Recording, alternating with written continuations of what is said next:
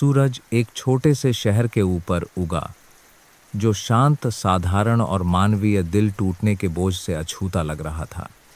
फिर भी इस शांति के बीच में एक तूफान छिपी हुई थी, जो टूटने वाला था। एक गर्म शनिवार की सुबह एक भव्य होटल की सीढ़ियों पर सफ़ेद गुलाबों को सावधानी से सजाया गया था और बाहर एक चमकदार काली लिमोसिन इंतज़ार कर रही थी। एक ऐसी घटना घटने वाली थी जिसका कोई भी मेहमान, कोई दूल्हा और कोई दुल्हन कभी अनुमान नहीं लगा सकती थी, क्योंकि जहां शादियां अक्सर प्यार, परिवार और नई शुरुआत का जश्न होती हैं, वहीं इसको प्यार करना ही सादा खास शादी में गर्व, क्रूरता और अपमानित करने की योजना की भारी गंध थी। दूल्हे ने दया से नहीं बल्कि द्वेष से एक निमंत्रण भेजा था। वह चाहता था कि उसकी पूर्व पत्नी, जो कभी उसके लिए सब कुछ कुर्बान कर चुकी थी और जिसके पास कुछ भी नहीं बचा था, आए और देखे जिसे वह अपना असली सुखद अंत कहता था। वह चाहता था कि वह छोटा, भूला हुआ और अयोग्य महसूस करे, लेकिन उसने कभी यह उम्मीद नहीं की थी कि वह टूटी हुई, रोती हुई, कमज़ोर नहीं बल्कि पहले से कहीं ज़्यादा मजबूत दिखाई देगी। एक लिमोसिन से अपनी 3 छोटी बेटियों के साथ बाहर निकलेगी, जिन बेटियों को उसने छोड़ दिया था और जिनकी सुंदरता, आत्मविश्वास और मुस्कान हर किसी को स्तब्ध कर देगी। कहानी प्रिया से शुरू होती है, एक ऐसी महिला जिसकी कोमल आत्मा और मेहनती स्वभाव उसे अक्सर एक ऐसी दुनिया में अदृश्य बना देता था जो केवल धन और साथ माँ हैसियत की प्रशंसा करती थी। उसे रोहन से तब प्यार हो गया था जब वे जवान थे और अपने दोस्तों और परिवार की सलाह के खिलाफ उसने अपना दिल, ऊर्जा और यहाँ तक कि अपनी अल्प बचत भी उसके साथ भविष्य बनाने में लगा दी। रोहन एक अमीर परिवार से था, लेकिन वह और ऊपर उठना चाहता था। सालों तक प्रिया ने उसके सपनों का समर्थन किया। एक वेट्रेस के रूप में अतिरिक्त शिफ्ट में काम किया, रात में सफाई का काम किया और यहाँ तक कि यह सुनिश्चित करने के लिए भोजन भी छोड़ दिया कि उसके पास अपने करियर को आगे बढ़ाने के लिए जो कुछ भी चाहिए वह हो। वह खुद से ज़्यादा उस पर विश्वास करती थी। लेकिन जब सफलता ने आखिरकार उसके हाथ छुए तो रोहन बदल गया। पैसे ने उन जगहों को भर दिया जहां कभी प्यार रहता था, और प्रिया की वफादारी और बलिदान के लिए उसे संजोने के बजाय वह उसे एक बोझ के रूप में देखने लगा, जो उसके पिछले संघर्षों की याद दिलाता था। शादी ठंडी हो गई और एक दिन बिना किसी चेतावनी के रोहन ने तलाक के लिए अर्जी दे दी। उसने प्रिया को एक पुरानी कार के अलावा कुछ नहीं दिया, जो मुश्किल से चलती थी, और एक छोटे से अपार्टमेंट का किराया भी वह मुश्किल से दे पाती थी। प्रिया दिल टूटी हुई, लेकिन दृढ़ तलाक के कुछ हफ्तों बाद ही उसे पता चला कि वह गर्भवती है। एक बच्चे से नहीं बल्कि 3 जुड़वां बच्चियों से। डर ने उसे लगभग कुचल दिया। वह बिना पैसे, बिना साथी और बिना किसी सहारे के अकेले 3 बच्चों की परवरिश कैसे करेगी। फिर भी उस दिन उसके अंदर कुछ बदल गया।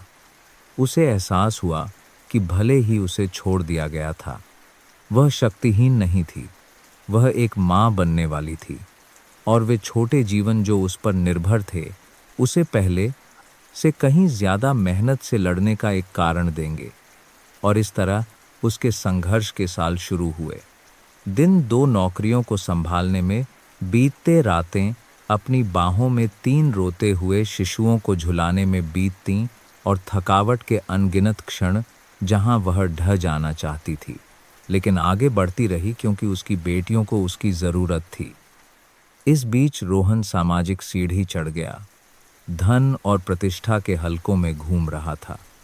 उसने एक बार भी प्रिया या बच्चों के बारे में नहीं पूछा। अपने दोस्तों से उसने उस गरीब महिला से अपनी आज़ादी के बारे में बात की, खुद को एक ऐसी शादी के शिकार के रूप में चित्रित किया जिसने उसे पीछे रोक रखा था। जब वह एक अमीर परिवार की एक युवती रिया से मिला तो उसका अहंकार बढ़ गया।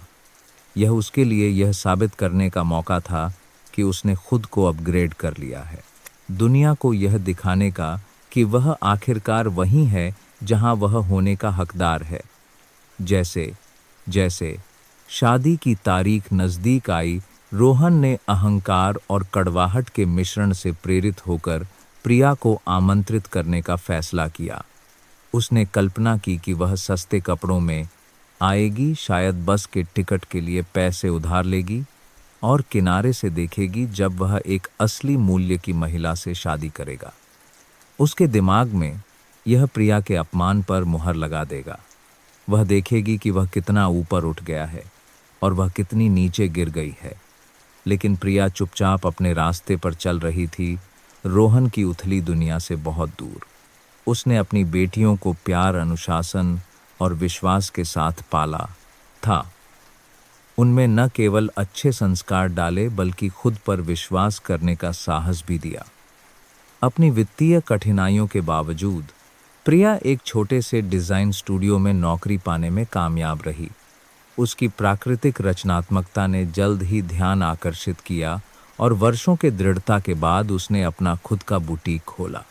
जो एक छोटी सी कोने की दुकान के रूप में शुरू हुआ था, वह जल्द ही शहर में एक सम्मानित व्यवसाय बन गया। उसने अपनी सफलता का दिखावा नहीं किया, लेकिन वह अब अपने अतीत की छाया में नहीं रहती थी। उसकी बेटियां, जो अब 6 साल की थीं, सुंदर, उज्जवल और जीवन से भरपूर थीं, उसकी सबसे बड़ी उपलब्धि थीं। जब शादी का निमंत्रण आया तो प्रिया ने उसे लगभग फेंक ही दिया था। लेकिन फिर उसने उन वर्षों के अपमान के बारे में सोचा जो उसने सहे थे, जिस तरह से रोहन ने उन्हें छोड़ दिया था, और उन लोगों की कानाफूसी जिन्होंने कभी उस पर दया की थी। यह बदला लेने के बारे में नहीं था, बल्कि सम्मान के बारे में था। वह अपनी बेटियों को दिखाना चाहती थी कि किसी को भी उनके मूल्य को परिभाषित करने का अधिकार नहीं है, और इसलिए शांत संकल्प के साथ उसने शामिल होने का फैसला किया। शादी की सुबह उज्जवल और सुनहरी थी। मेहमान चिकनी कारों में पहुंचे, ग्लैमरस ड्रेस और महंगे सूट पहने हुए। रोहन अपने सफ़ेद टक्सीडो में लंबा खड़ा था, अपने दोस्तों की प्रशंसा में डूबा हुआ। रिया अपने फिटेड गाउन में चमक रही थी, अपने चारों ओर चमकते कैमरों पर मुस्कुराई। सब कुछ पूरी तरह से चल रहा था जब तक कि प्रवेश द्वार पर एक और लिमोसिन के रुकने की आवाज़ ने लोगों का ध्यान अपनी ओर नहीं खींचा। लोग फुसफुसाए, यह कौन हो सकता है? धीरे धीरे ड्राइवर बाहर निकला और दरवाज़ा खोला। 3 छोटी लड़कियां बाहर आईं, जिन्होंने एक जैसी पीली ड्रेस पहनी हुई थी, हाथ पकड़े हुए। उनके घुंघराले बाल उछल रहे थे जब वे आत्मविश्वास से लाल कालीन पर चलीं। उनके पीछे प्रिया एक गहरे हरे रंग के गाउन में उभरी। उसकी आकृति सुंदर, उसका चेहरा दीप्तिमान, उसकी आंखें शांत लेकिन मजबूत। हवा में आहें भर गईं। भीड़ में फुसफुसाहट फैल गई। रोहन की मुस्कान तुरंत फीकी पड़ गई। रिया की मुस्कान कड़ी हो गई और प्रिया अपनी बेटियों का हाथ पकड़कर शान से आगे बढ़ी। उसकी उपस्थिति ने दुल्हन से भी ज्यादा ध्यान आकर्षित किया। दूल्हे का चेहरा पीला पड़ गया और सालों में पहली बार उसकी आंखों में अपराधबोध की एक झलक दिखाई दी। लेकिन उसके अहंकार ने उसे लड़खड़ाने नहीं दिया। वह यहाँ क्यों है? लोगों ने उसे फुसफुसाते हुए सुना। हालांकि जवाब स्पष्ट था, प्रिया। अब वह टूटी हुई परित्यक्त महिला नहीं थी जिसे वह कभी जानता था। वह एक माँ, एक योद्धा और एक ऐसी महिला थी जो राख से शान से उठी थी। जिन मेहमानों ने कभी उसके बारे में रोहन की क्रूर कहानियां सुनी थीं, वे अब सच्चाई देख सकते थे। उन्होंने उस सम्मान को देखा जिस तरह से उसकी बेटियां उसे देखती थीं, जिस तरह से वह बिना किसी कड़वाहट के खुद को संभालती थी, और वह शांत ताकत जिसने उसे कमरे में किसी भी गहने से ज्यादा चमकाया। रिया असहज रूप से हिली, यह महसूस करते हुए कि लोगों की आंखों में जो तुलना हो रही थी वह उसके पक्ष में नहीं थी। प्रिया को चमकने के लिए हीरे या धन की आवश्यकता नहीं थी। उसका सम्मान, उसका लचीलापन और उसकी यात्रा का जीवंत प्रमाण। वे 3 छोटी लड़कियां किसी भी भाग्य से अधिक शक्तिशाली थीं। समारोह जारी रहा, लेकिन हवा बदल गई थी। वह जहां भी जाती फुसफुसाहटें प्रिया का पीछा करतीं। कुछ मेहमानों ने उसे विवेकपूर्ण तरीके से बधाई दी। दूसरों ने अपनी आंखों से माफ़ी मांगी कि उन्होंने रोहन के झूठ पर विश्वास किया। तीनों जुड़वां हौसी उनकी मासूमियत दिलों को पिघला रही थी और प्रिया बस मुस्कुराई, यह जानते हुए कि उसे अब कुछ भी साबित करने की ज़रूरत नहीं है।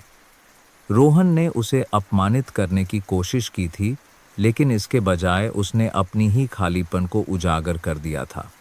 प्रिया की उपस्थिति बदला लेने के बारे में नहीं थी। यह अस्तित्व प्रेम और परिवर्तन की गवाही थी।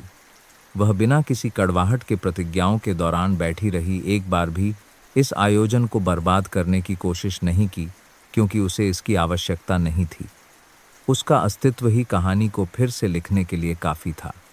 रात के अंत तक लोगों को जो एक विवरण सबसे ज़्यादा याद था, वह रिया की पोशाक, फूल या प्रतिज्ञाएं भी नहीं थीं। यह वह क्षण था जब प्रिया उस लिमोसिन में आई, 3 खूबसूरत बेटियों का हाथ पकड़े हुए, उसका सिर ऊंचा था। तस्वीरों ने रोहन के चेहरे पर उस सदमे के पल को, भीड़ में विस्मय को और एक ऐसी महिला की चमक को कैद कर लिया जो क्रूरता से ऊपर उठ गई थी। आने वाले दिनों में समुदाय में कानाफूसी फैल गई।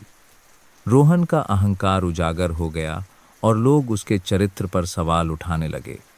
इस बीच प्रिया का बुटीक और भी लोकप्रिय हो गया। ग्राहक न केवल उसके डिज़ाइनों के कारण बल्कि उसकी ताकत के पीछे की कहानी के कारण भी आते थे।